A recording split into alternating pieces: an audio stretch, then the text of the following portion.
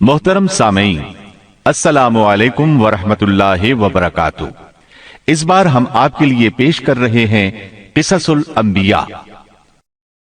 चुनाचे अब हम आपको इदरीस अलैहिस्सलाम के बारे में बताते हैं। एक हदीस में है कि आदम और शीस अलैहिस्सलाम के बाद इदरीस अलैहिस्सलाम पहले नबी हैं।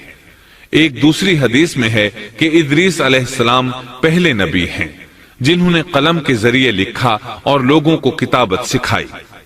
हाफिज इब्ने कसीर ने उनका हुलिया कुछ यूं बयान किया है: पूरा कदो कामत, खूबसूरत, खूब रू, घनी दाढ़ी, उम्दा औसाफ के मालिक, चौड़े कंधे, मजबूत हड्डियां, दुबले पतले, सुरमगी चमकदार आंखें, गुफ्तगू बावकार, खामोशी पसंद, संजीदा और मतीन, चलते हुए नजर नीची, इंतहाई फिक्र खौज के आदी, गुस्से के वक्त सख्त गजबनाक, बातें करने में शहादत की उंगली से बार बार इशारा करने के आदी।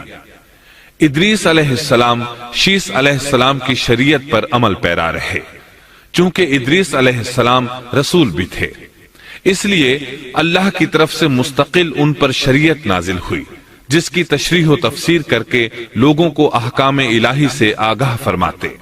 इदरीस अलैहिस्सलाम ने जब देखा कि मुफसिदीन ईमान वालों पर जुल्म व ज्यादती कर रहे हैं, उनका फसाद बढ़ता जा रहा है और समझाने के बावजूद ये लोग बाज नहीं आ रहे, तो उन्होंने अपने पैरोकारों को जिहाद का हुक्म दिया।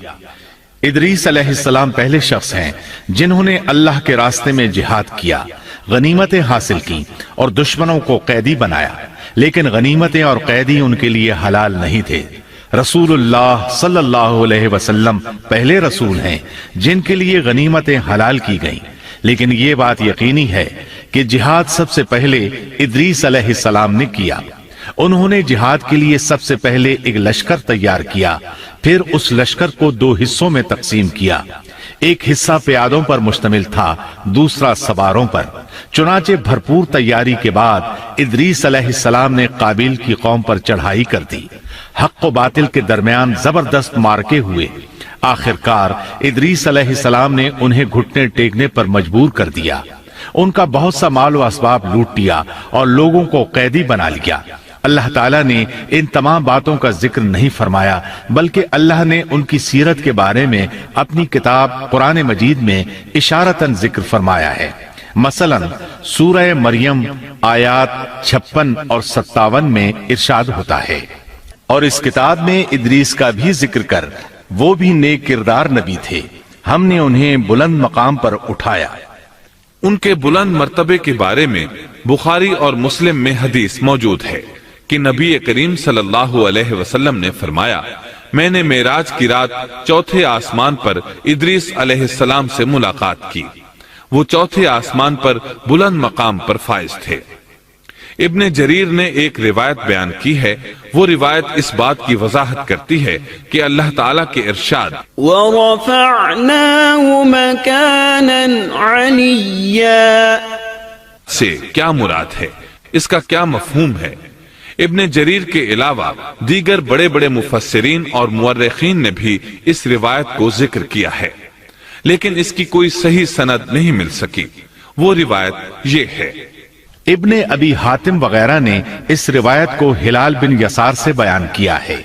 वो कहते हैं, मेरी मौजूदगी में इब्ने अब्बास रज़ी अल्लाहु अन्हुमा ने काब रहमतुल्लाह अलैहि से पूछा, काब, इदरीस अलैहिस्सलाम के मुताल्लिक अल्लाह ताला के इस कौल वरफ़अनाहु मकानन अलिय्या, हमने उन्हें बुलंद मकाम पर उठा लिया, का क्या मतलब है?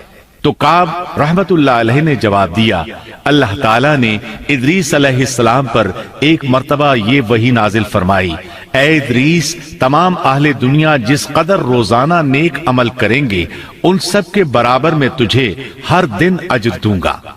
इदरीस अलैहिस्सलाम ने यह सुना तो उन्हें ख्वाहिश महसूस हुई कि मेरे आमाल में रोज अफजू इजाफा हो, इसलिए उम्र का हिस्सा तवील हो जाए तो अच्छा है।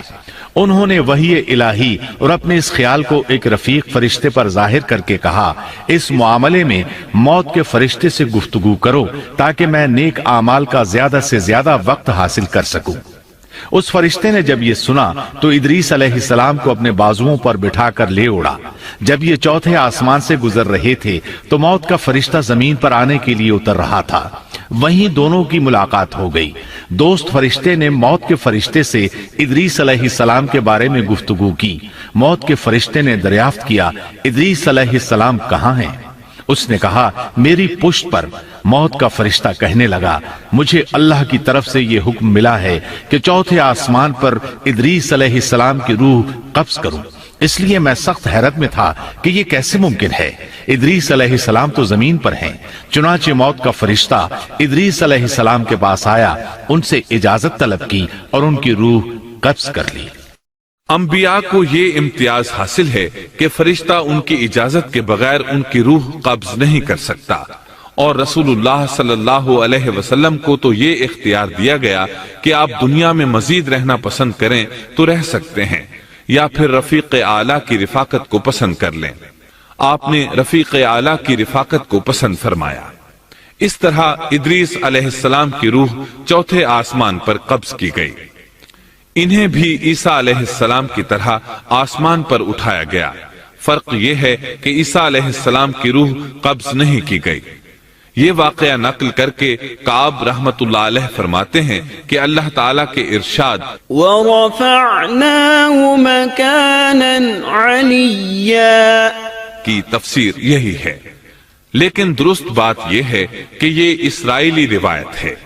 ادریس علیہ السلام کی وفات ہو گئی تو لوگ فساد میں اور بڑھ گئے، ان میں شر پھیل گیا، تاہم وہ توحید پر قائم رہے۔ بت پرستی کا ان میں کوئی شعور نہیں تھا۔ لوگ آدم علیہ السلام کی وفات کے 1000 سال بعد تک توحید پر قائم رہے۔ ان میں فسق و فجور ضرور تھا لیکن شرک نہیں تھا۔ اللہ تعالیٰ کے اس ارشاد كان الناس أمة واحدة دراصل لوگ ایک ہی امت تھے کا یہی مطلب ہے۔